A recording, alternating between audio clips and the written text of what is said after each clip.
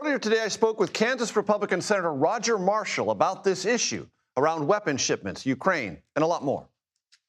What I'm comfortable with is that President Trump and I are tired of the dying, that over 1 million people have died, and we want this war to end. I certainly understand that Mr. Putin has once again rejected any type of meaningful peace, and certainly I understand that we need to give more weapons, most likely to Ukraine, to try to force Putin to the table. I think we need to double down on our sanctions right now. As far as a day-to-day moment, yeah, I'm not on the committee of jurisdiction, right, but certainly I agree with President Trump on the goal here. It sounds like you and the president have evolved a little bit on this, seeing more of Putin as less willing to do this and the need to help the Ukrainians gut it out for a while longer. Yeah. So, is that a fair characterization? I think that's fair. I'm very frustrated we ever ended up here. This should have never happened.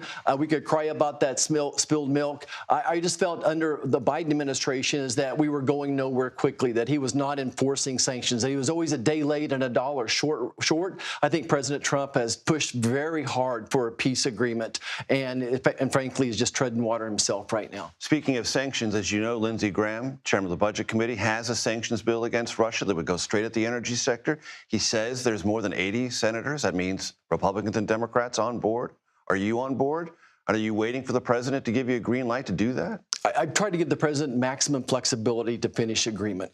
2 or 3 weeks ago, I thought we were getting very, very close, so I held off. I think at this point, in this moment, if I had to vote right now, I would vote in favor of it. You would? I would. Of those sanctions? Yes. That's an important thing. Absolutely. Okay. Absolutely. I think that there's much more that we could do. These are the sanctions I asked President Biden to put on even before the war broke out, doubling down on the energy sector of the banking. So if I hear you correctly, the Russian government better understand that the patience in the Republican Senate conference is wearing thin.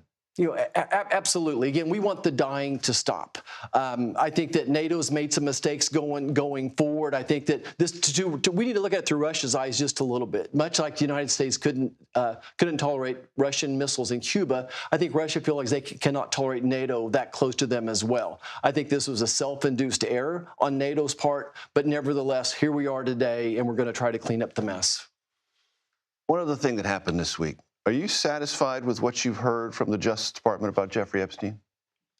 You know, certainly, again, it's not something at the top of my list. You know, the folks back home are much more interested in this one big, beautiful bill. I think that they're interested in seeing the largest tax cut in history, that we've fixed crop insurance, that we're going to have the largest cut in spending by the federal government, that we're securing the border. That's what folks back home are concerned about. No one's asked me about Jeffrey Epstein in months. Interesting. Others on the social media sphere have been talking about it quite a bit this week. Back to the big, beautiful bill, as it is legislatively known. There's a conversation, you heard it on the Senate floor. Plenty of Democrats have said, and they keep backing up, saying this is going to happen. Rural hospitals are going to be closed. People are going to be knocked off care. People are going to, because they're knocked off care, require emergency care, which is going to filter through the entire system, raising premiums for people who are not even on Medicare or Medicaid. You don't think any of that's going to happen, do you? So, Major, I think we just see the world a lot differently. Look, I'm the only member of Congress that's actually ran a rural hospital. Right. For 25 years, I delivered a baby most every day of my life. More than 5,000, I remember. More than 5,000, and half of those were on Medicaid. 20% didn't have a nickel to their name, but we took care of everybody. So I ran the hospital, oversaw 3 health departments. I've seen rural hospitals from all the directions. I think we have to agree right now that the status quo is not working, that Medicaid is not solving this problem. There's so many things are wrong. What's wrong with rural hospitals right now is 2 things. Number one, those counties have lost population. Maybe 50% of their population is gone. And the second thing is just a horrible economy. The last 4 years, we had a horrible agriculture economy. Last year, the biggest drop in net farm income in my lifetime. Now, fortunately, things are looking better right now, but those hospitals are a reflection of their local economy. They don't drive the economy, they're a reflection of it. So when you lose your population, when you lose your economy, they're going to struggle. Think about this. There's 1,400 critical access hospitals across the country. 60% of them are losing money right now. 60% of the 1,400 critical access hospitals are losing money right now. We've not done anything different, right? To the tune of $600,000 a year is what they're losing right now. Medicaid is not working. Rural hospitals depend upon Medicare, not so much on Medicaid. So the status quo is not working. We have to figure out something different. And this bill will not harm or accelerate or exacerbate the problem you just statistically described. I think this bill will help solve it. It's going to be a bridge to the future. Walk me through that. Yeah, so only 5% of Medicaid spending goes to rural hospitals. Okay. It's a very, very small amount. So what I've fought for, and really this goes back to sitting down with Dr. Oz on New Year's Eve saying, what are we going to do for rural America? And I said, we need a fund set up for rural hospitals and for community health centers as well. When working with MAHA, with Secretary Kennedy, one of my 3 pillars is meaningful, affordable access to health care. So really, we got to go to primary care to really solve this problem.